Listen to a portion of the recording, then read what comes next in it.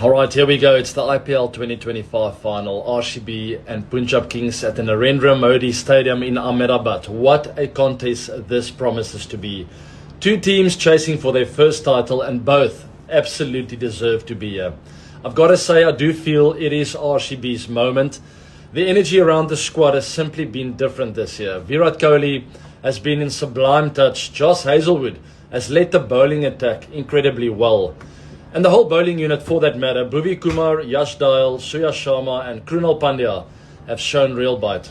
I do think that is the area where RCB might just have the edge. But you can't underestimate Punjab Kings. They'll take huge confidence from that fantastic win against the Mumbai Indians at this very venue. Shreyas Iyer as captain is very calm. Arya's fearless stroke play up front, Yuzi spark, Josh Inglis's bravery.